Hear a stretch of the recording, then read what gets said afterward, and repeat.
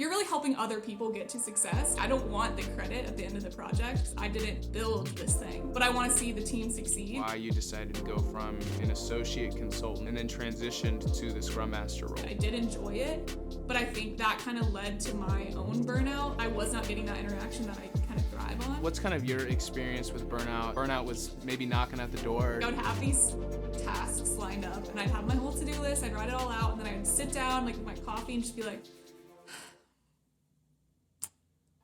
I don't even know where to start. I was just in a rut. You have a tendency to be a people pleaser and you want to make everything right. You said that you were particularly bad at over-apologizing. So afraid of messing something up and people being angry at me and it being all my fault. I think I've realized just like being on such huge projects with so many different personalities that not everything is personal. Why does this principle of lifelong learning resonate with you? As we advance in our career, that shouldn't stop. Well, I can't be the one asking questions, I have to be the one answering questions. That's true, but you're still gonna have to ask questions to move up. Yourself and 3 other people that were founding this role that didn't particularly exist. What was that kind of like? That was honestly a really cool experience because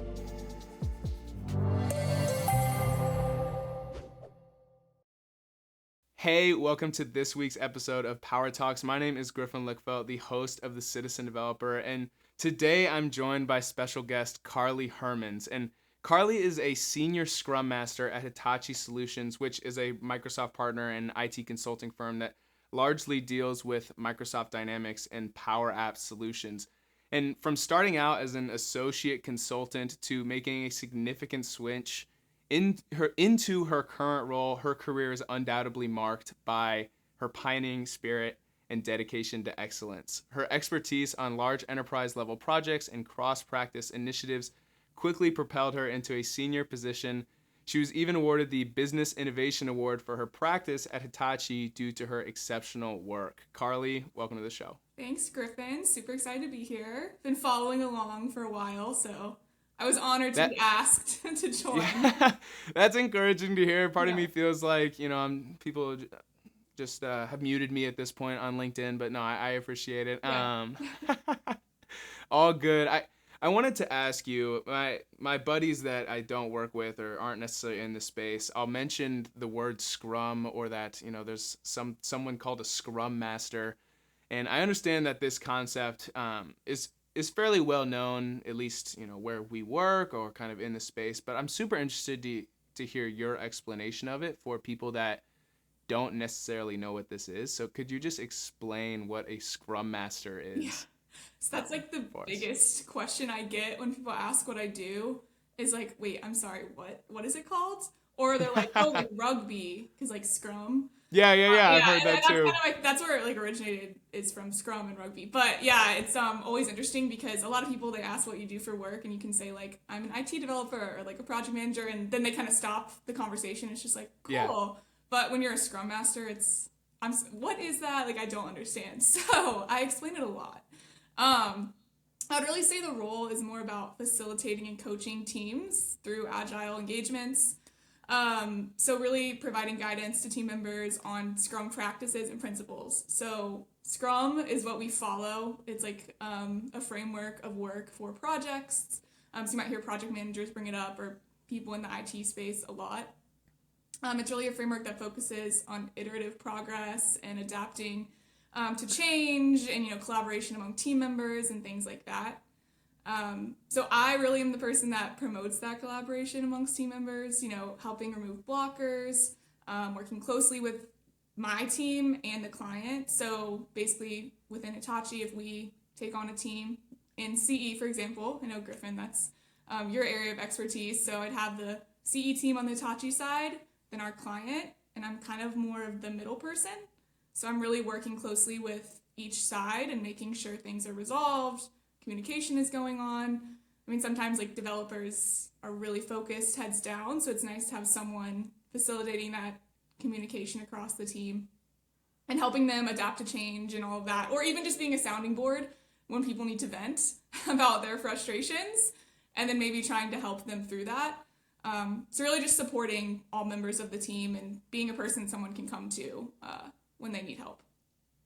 Yeah, I'm interested to hear your opinion. This is not a question I had prepared, but I don't think it's a hard one. I'm interested to hear your your opinion on just the thought that sometimes maybe, I've never thought this, but people in my role might feel like their Scrum Master is kind of just like a master organizer in a sense, right? Like the tools. I mean, we use Azure DevOps, but the tools we use to manage the things we need to build for a solution, that I find that it feels like a Scrum Master, their job is kind of managing that. What are your thoughts on that? How is your role more than that? And I know you were just kind of touching on this, but I'd like to give you the floor. Yeah, no, that's a really good question. I mean, I won't lie, there are some times when I feel like a master organizer because, I do have my list of things to do every day, checking in on tasks, checking in on things that are due, making sure blockers are unblocked and all of that. But I think what kind of sets it apart from that is the people in the Scrum Master role are typically servant leaders for the team. So it's people that, again, the team can come to when things are going crazy or they need help. And I think a lot of times little things add up for team members. So for instance, Azure DevOps, they're running the backlog, they're running their tasks, dashboards. Like that takes a good chunk of time during the day. And it's distracting, especially if that's not your specialty. Your head's down in the config work, but you don't know how to organize these things. So having someone to help out and do that is really helpful. But the Scrum Master also should be in tune with what's going on in the project. So I listen in on a lot of calls, understanding the timeline, understanding deliverables. I'm not just asking people to do their homework. I'm understanding what the homework is and kind of helping them through it. I mean, I might not be able to help actually create something in the system, but I actually kind of know the concept of what's going on, so I can help them maybe find someone that they need help from, reach out to the client, bring in others when they might not know where to go to. So really just helping them through that. So like a coach, I think. A lot of times, like if you think of professional athletes, they don't need that much help on their athletic performance because they are professionals and they really know how to do it. But the coach is there to guide them through difficult situations and maybe set them up for success in other ways. So I kind of think of it like that. Yeah. Yeah, or to like change their technique by 1% Right. or something, right? Exactly. So no, yeah.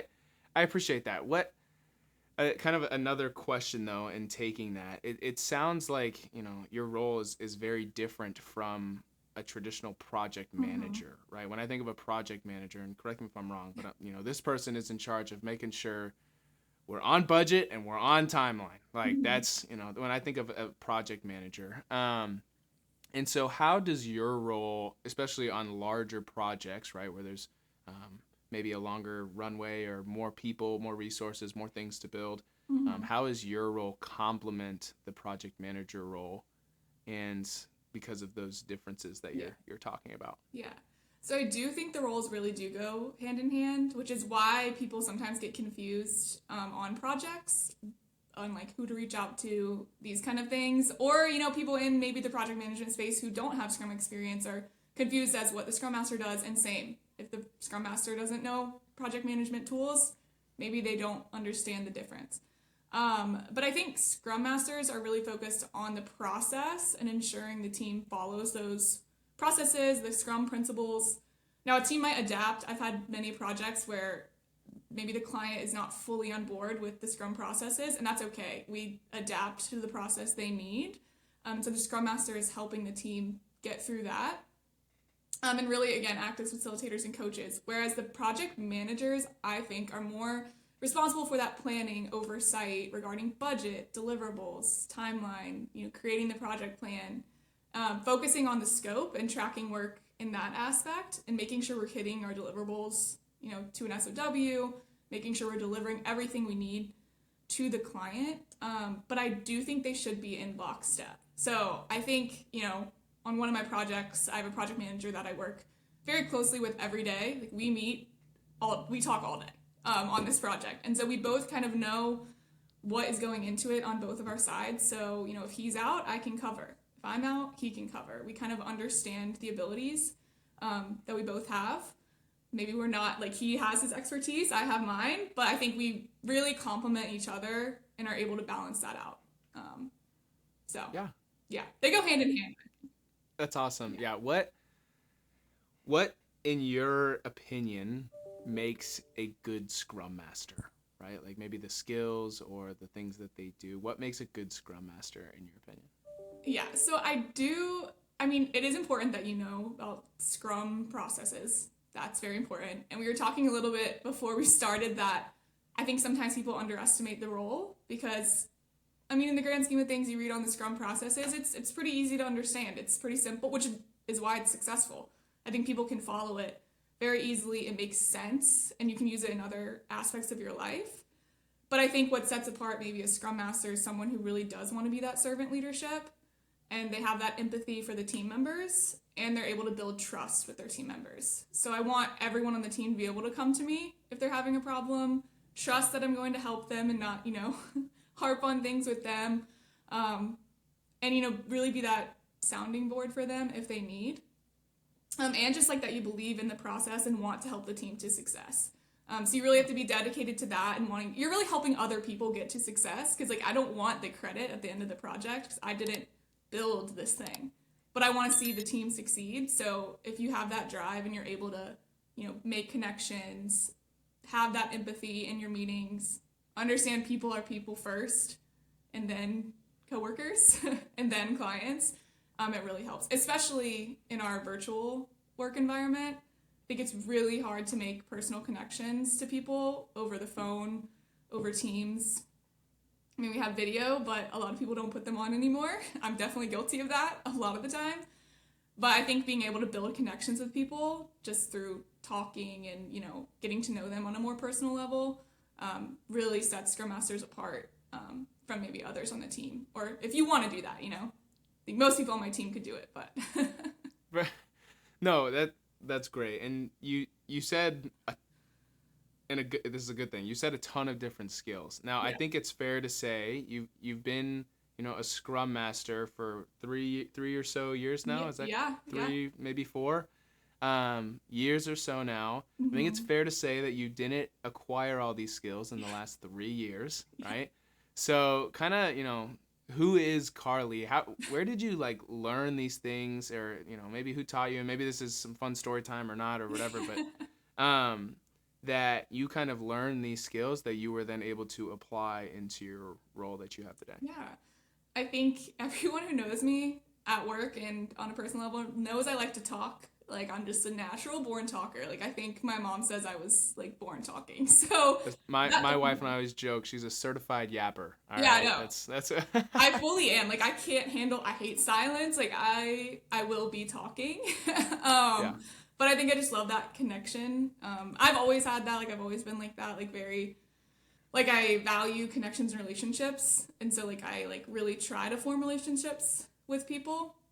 So I think that helps. I mean, I think obviously I think my family, credit a lot of that to them. I'm very blessed with an amazing family, amazing parents who let me be myself and raised me with empathy and allowed me to be in this space, really got me to where I am. My dad is the one that got me into this industry, really. I majored in history in college. I did not use my computer a lot until I started this job. So he helped me with that, which was amazing. And I was able to just use those skills I had learned, growing up doing sports and making friends and in my history classes having to debate and talk a lot in class. And I think that really helped me get into this. And then when I started, of course, I was a little bit nervous because I had no experience in the IT field at all. It's one of those things I never thought this is what I would be doing. I'm really glad it turned out this way. But I never would have imagined this when I, started college. And so I think I was very nervous, but I had a lot of mentors in the professional space who helped me gain confidence on this side of things. I think I was pretty confident in myself, but not necessarily the content that I was getting into. And I think my mentors were such a huge help, just guiding me and helping me. I have so many that I've been connected to for years. So helps a lot. We've talked a little bit in a couple episodes about the launch program before, and we don't necessarily need to talk about that again here. But I am in the same boat. I have before I started at Hitachi, I had zero IT experience. I was, Googling what is Microsoft Dynamics in my interviews, and different things like before my interviews in preparation. I did Hitachi, the same anyone's thing. watching. Right. I mean, came across some Lisa Crosby videos and different, people out there on YouTube, and I'm just trying to like learn what this stuff is so that I can talk about it. So I completely get where you're coming from. Never would have thought I'd be building Power Automate flows and Power Apps and whatever. But I also wanted to talk to you. You kind of set this up here. Something in getting to know you that you said that you were particularly bad at was over apologizing. Yeah. In that you would, you have a tendency to be a people pleaser, and you just, you want to make everything right, right? How has, I guess maybe first, why is that a bad trait in your current role, and what did you do to overcome that? Because I feel like a lot of people in the space resonate and feel like they are a people pleaser as well. Yeah. I mean, I think with that, servant leadership and empathy also can come over empathy and people pleasing, because you want to make sure everyone is happy, and that's just not always going to be the case. And I think when I first came in, I was just so worried, especially not necessarily knowing a lot about Microsoft Dynamics when I started out. So afraid of messing something up and people being angry at me and it being all my fault. And I think I've realized, just like being in the workforce for so many years and like talking again to mentors and being on such huge projects with so many different personalities, that not everything is personal, I guess. And that's a good way to think about it, because you never know what someone's going through off the camera. And so if someone's frustrated at you, snaps at you in a call, you can't always take that personally, and you kind of have to step back and be like, okay, what's really going on? Was this really my fault? Can I fix it? What can I do to make it better? And I think obviously you have to apologize when you actually need to apologize. But a lot of things, for instance, if you're late to a call because it's 5 minutes over because you're on another call, and you message in the chat on another call, you join and you're like, I'm so sorry. It just kind of makes it seem like you weren't taking things seriously when you were in another call. Instead, you could say, thank you for waiting for me. Let's, get going. And so I've kind of tried to do that. I'm sure I still apologize a little bit too much, but I think the word sorry is very much overused in a space where it's not necessarily needed for things in the work setting. So it also just, if you're not saying sorry all the time, I feel like it seems like you're more confident in yourself. Just knowing that, okay, I messed up on this, you're right, let's move on, let's fix it, instead of just like over apologizing and taking all the blame, if that makes sense.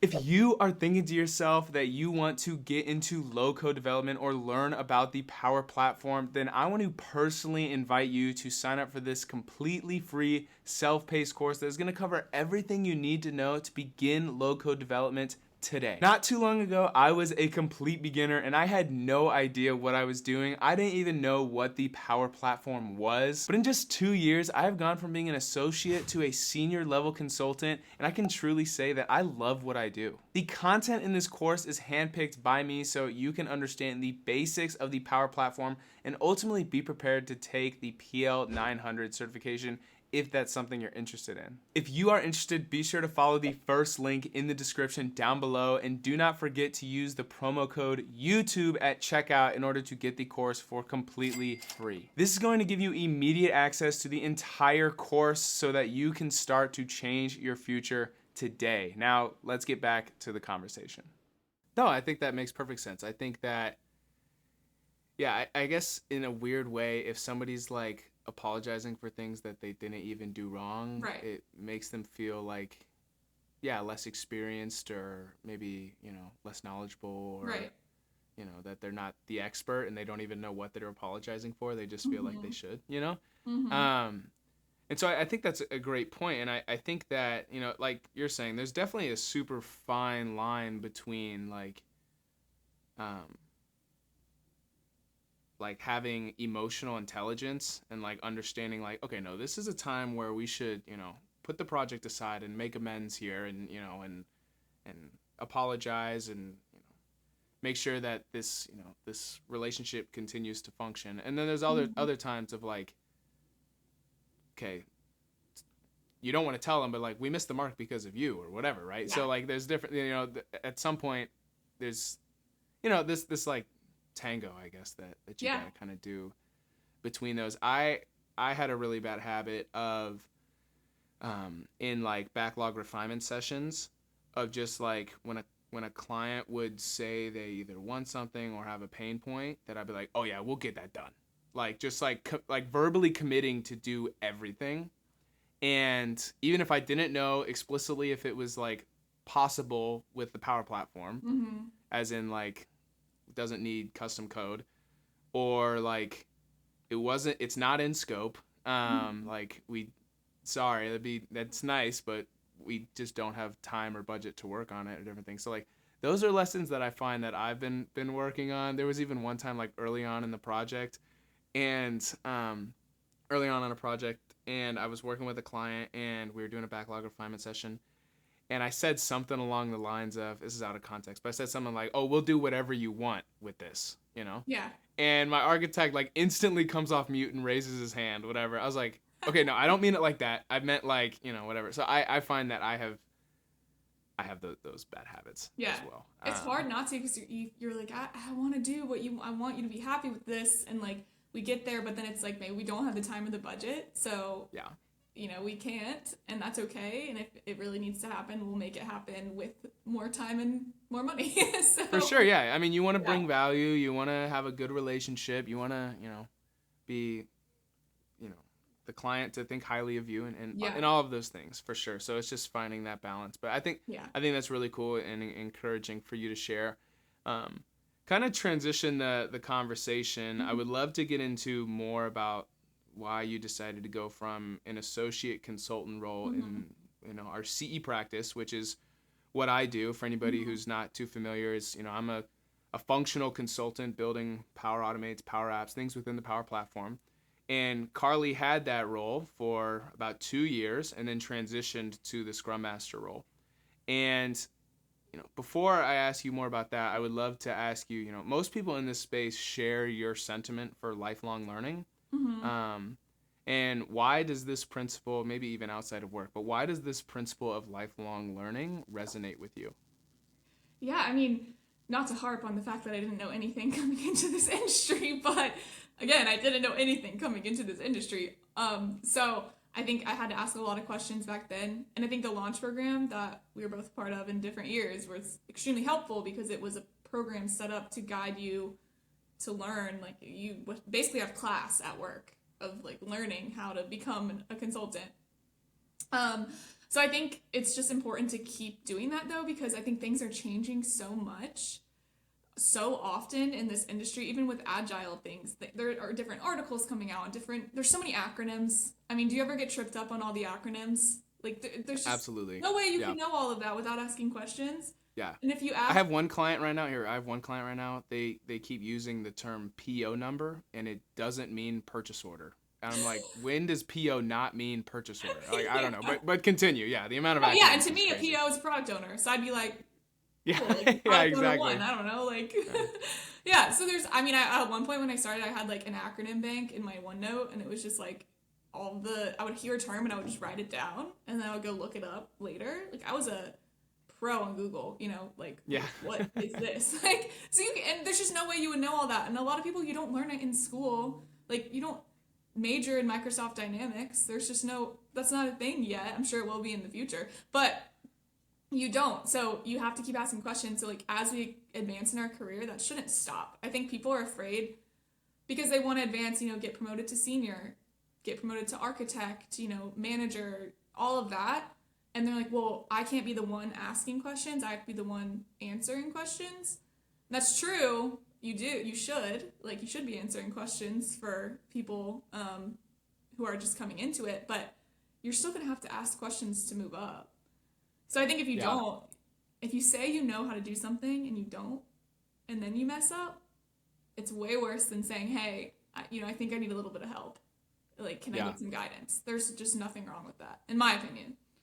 I would love for you to expand on that. I wrote a quote down that I was going to read, and kind of, in getting to know you, you had said, Asking questions will not stop you from getting promoted or making it to a senior role. If anything, asking questions sets you apart as someone who has the ability to recognize gaps in their knowledge and who's willing to take the necessary steps to improve and grow. So if you could just Yeah. expand on that. Yeah, I That'd mean, be I great. think so. I just got promoted to a senior last year. So I've been working towards that, working with my manager and mentors and team members and everything, and just asking, like, what can I do to get there? And there were things to get there that really were around growth, I think. And so, honestly, to get to that role, I had to ask others for help, not necessarily help all the time, but guidance or their perspective, because you can't go into something just with your own perspective, especially in this industry with so many different projects. Every single client I've had has been different in some way. Like, I like to use what I have kind of in my like knowledge bank on my computer, basically, of like, okay, this is a document I used in my last project. How can I utilize some of the things that I shared? But it's never the same. I never am using the same PowerPoints, the same presentations. So you're always changing in that way. So I feel like as your role changes or your position changes, you're going to keep changing too. And I think too, and what I really value at Hitachi specifically is, I think, at least for in the Scrum Master role, I think all the Scrum Masters, we all are helping each other. We have a big group chat with, however many of us now. It started out with 4 people. Now it's like 20. And we're always bouncing ideas off each other. And I mean, the most senior Scrum Master is asking in the chat, and the newest Scrum Master could be the one to answer and say, hey, I used this dashboard on my last project and it was really helpful. And then you'll see the conversations of, oh, can we meet? Like, can I schedule a call with you and go through it and you can help me out? And it's a senior level person asking even an associate. So I think that's pretty cool to, be willing to learn from others, even if they're not at the same level as you. And I think that helps you get to where you need to be. If you're the one at the top who refuses to collaborate with everyone else, then you're just going to be stuck there. Yeah. What I wanted to ask you as well. So you had this, you were an associate consultant, and for whatever reason, you weren't loving it, and you obviously, I'm sure, had worked with Scrum Masters on your projects and different things, and your interest was piqued into this other role.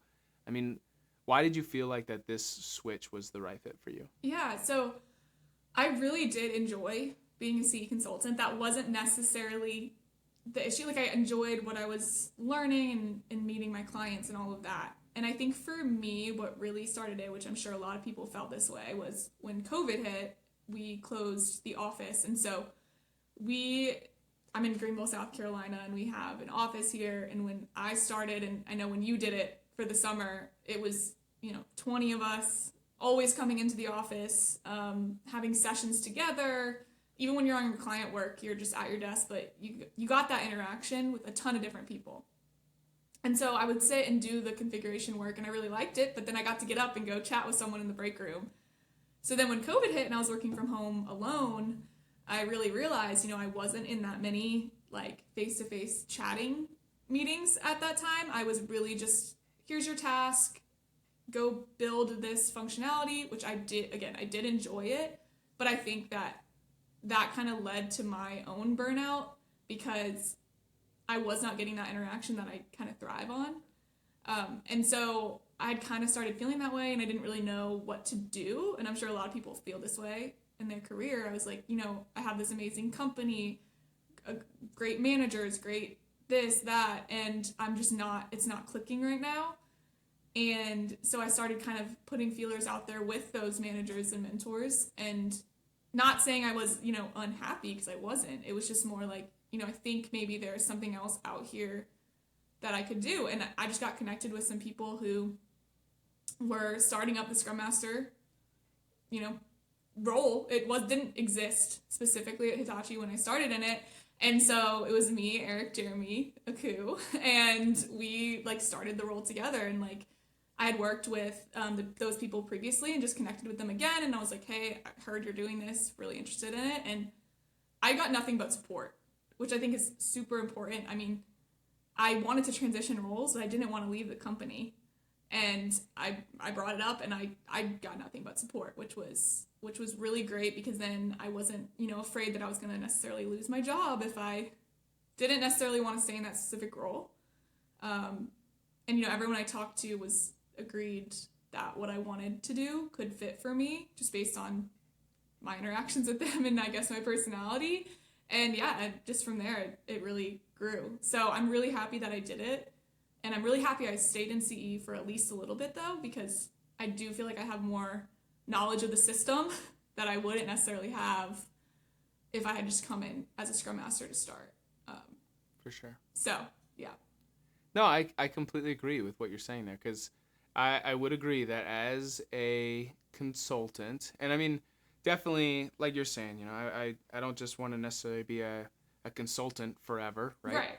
And so, tend to try to get into more meetings, lead more meetings, different things. But at the end of the day, and I don't mean this in a bad way, but I'm a worker bee, like I get my tasks and I need to build my stuff. And if I get it done, cool, have my daily scrums I got to be on and whatnot. But otherwise, like relatively not super meeting intensive, not super, it doesn't have to be very like client facing, I guess, and different things. So I completely agree. And sometimes working from home, it can definitely, you're just, I mean, I'm not gonna lie. Sometimes I do enjoy just, all right, I got to build this Power Automate flow today. Let's put Spotify on. Let's, let's just jam. And I'm sitting here jamming in my house, whatever. Yeah. So like it has its benefits, but definitely missing on that kind of relationship, which I think is cool that you are able to do that a lot more in your Scrum Master role. I wanted to ask you, you mentioned the word burnout, in what you were saying last. I mean, what's kind of your experience with burnout? You said you weren't necessarily hating what you were doing, but you could, almost like burnout was maybe knocking at the door or different things, Yeah. And that, I mean, what is your experience with burnout, and how did you manage that? How do you manage that in your work life today? Yeah. No, I mean, I'm sure people can resonate with this. I found myself just kind of like staring at the wall sometimes. Like I would have these tasks lined up and I'd have my whole to-do list, I'd write it all out, and then I'd sit down like with my coffee and just be like, I don't even know where to start. Like I'm just sitting here. And again, I don't think that's necessarily the role or Hitachi or my client. I think it was just, I was just in a rut at that point. And I've been there again, and I think for me, what really helps when I'm starting to feel like stressed like that or feel like I'm in a rut and don't know where to start with my tasks. Because, I mean, 9 to 5 is a long time every day. So, I mean, it's going to happen to everyone. And if it doesn't happen to you, I'm very, very jealous. But for me, I definitely try to take walks, go and get some steps, get some sunshine, do something. And, like, I like to put in a podcast that's not related to work at all. Of course, not when I have, responsibilities. But, like, 20 minutes, everyone can take a break. Like, you can. Especially in this job where you can kind of make your own schedule.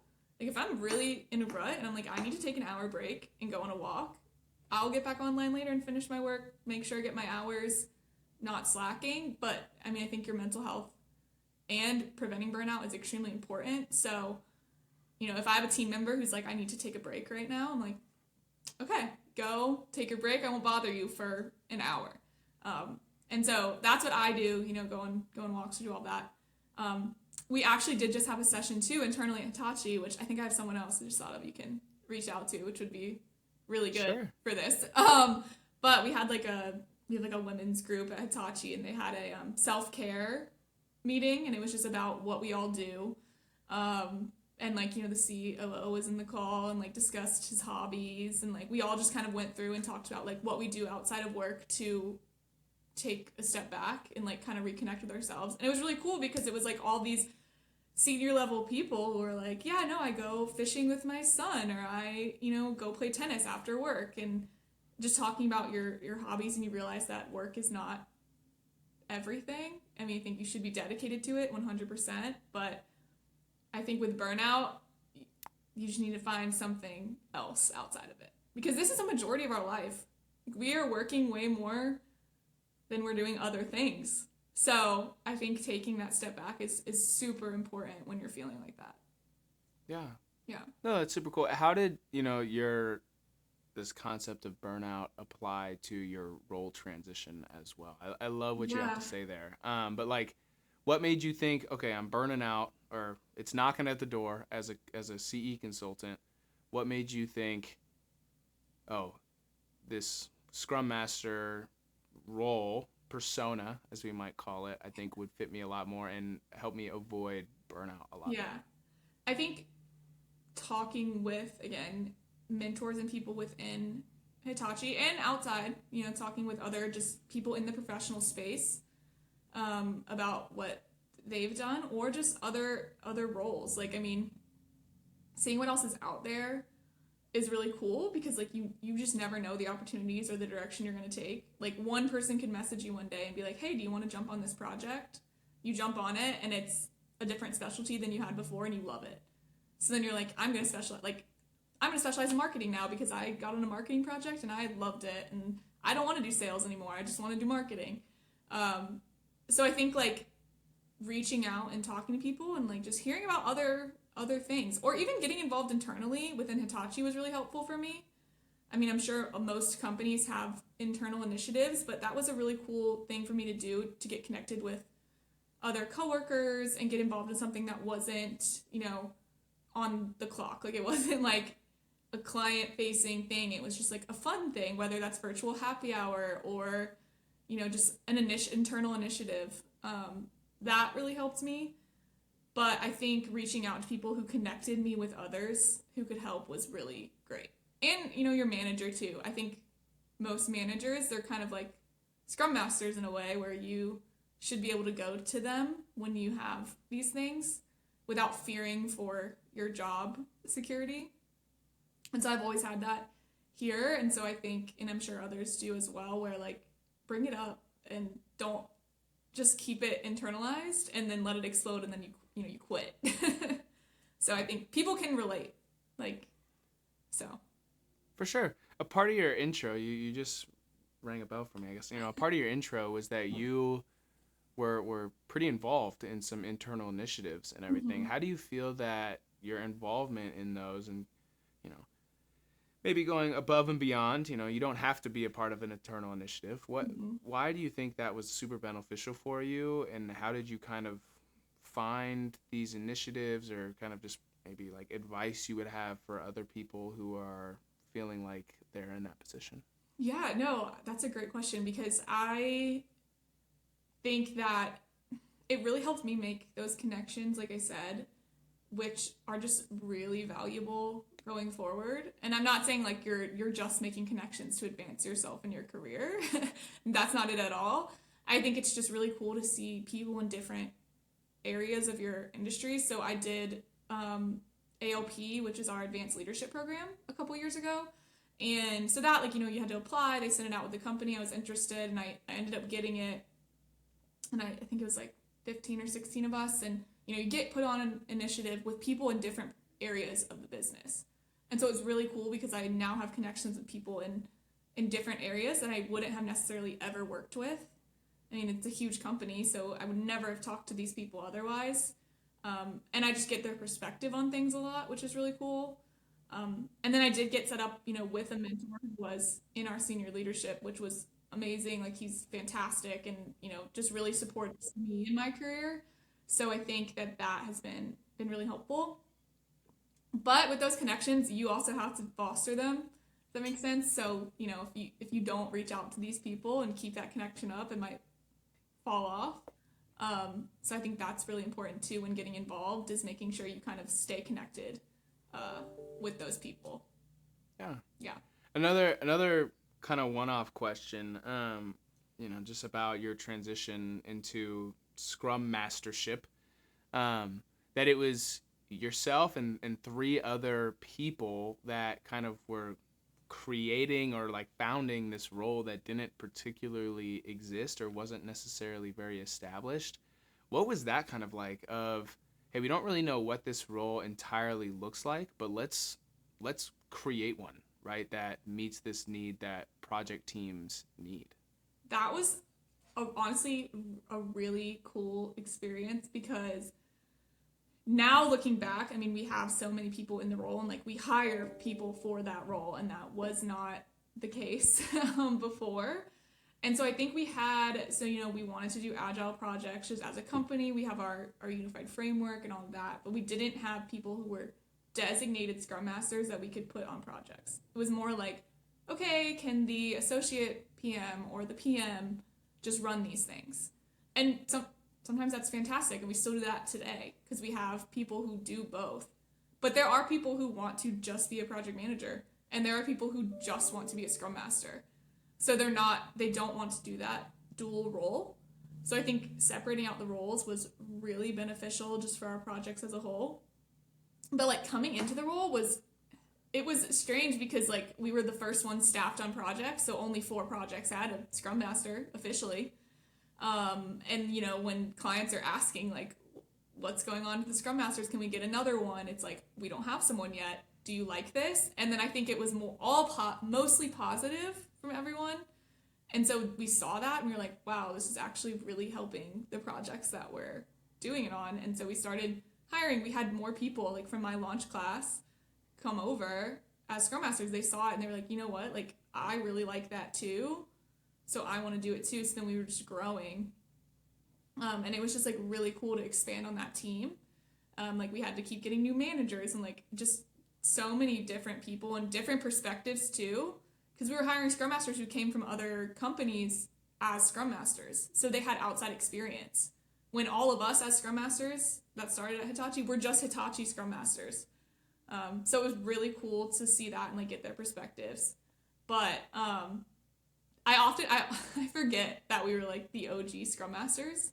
And so I think it's just me and Eric now, but and Christian. But it was pretty cool to see it grow, and like I think that's probably why I like really loved staying in the role too, because it was just something new. It was always changing.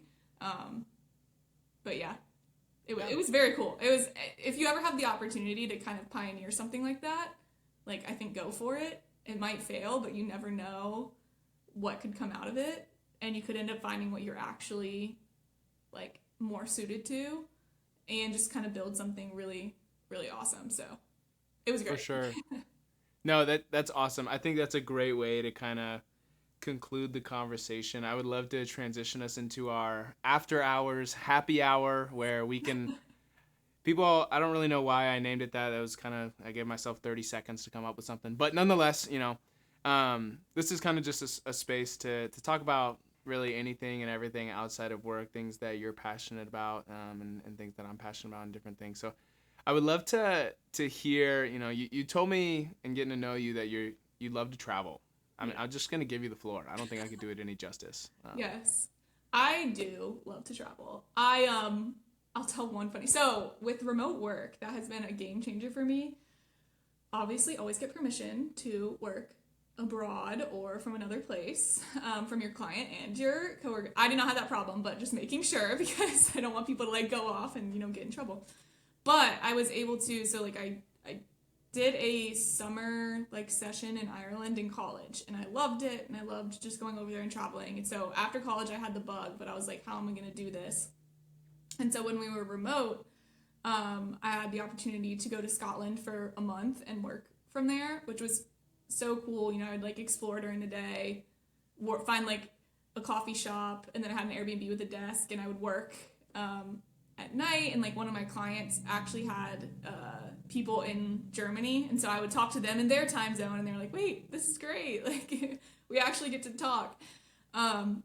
So that was really cool experience. Like, did lose my luggage while I was there, and my identity got stolen while I was there.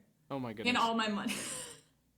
In America, though, that happened in America. I think a lot of people at Hitachi know about it because it was honestly hilarious. At the end of the trip, I was like, I'm going to do my solo thing. Like, I visited a friend in Ireland, and then I was like, I'm going to do Dublin a couple days by myself, just finish out work, come home.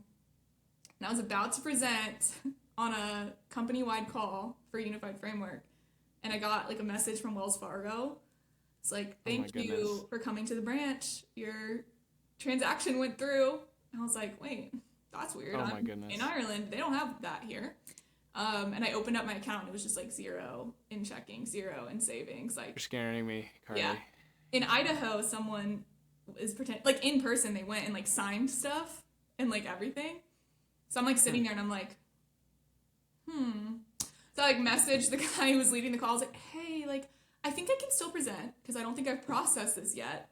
But I have $0 and my social security number has been compromised. And I also have no luggage.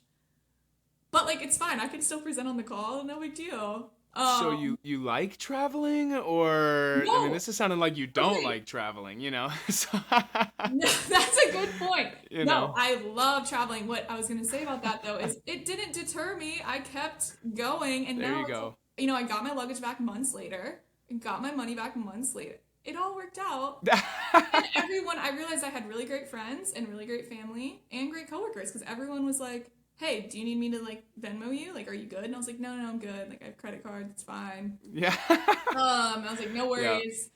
So that was a little bit of a hiccup. But after that, I did get the travel bug. So travel all the time. Like, I went to, went on a trip with some friends to Vienna for New Year's Eve this year, which was so cool. Yeah. And I'm going to Bali in August for a wedding. Dang. Yeah, Very but it's cool. actually, yeah, so I don't know. It's just so cool experiencing all of that.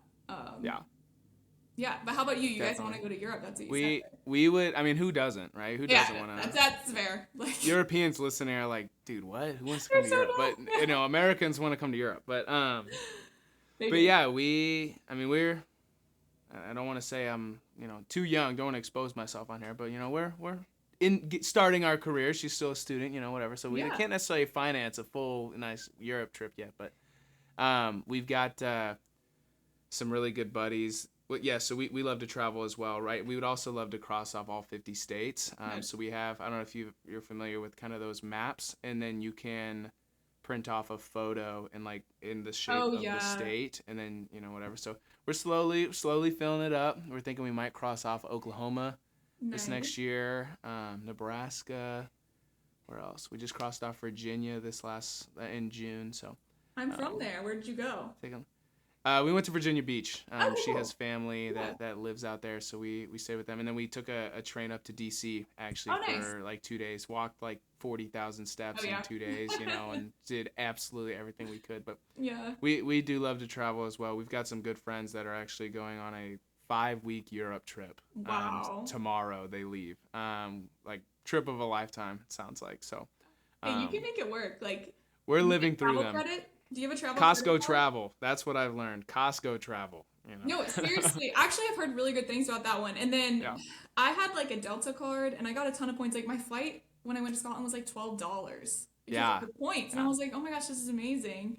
And then I won our March Madness 2 years in a row. Oh, and nice. I was like cheating. I'm like, how do you cheat at that? 2 years in a row, March Madness tourney. The Hitachi one, and I used the money and spent it on an Airbnb in another place. And I was like, let's go.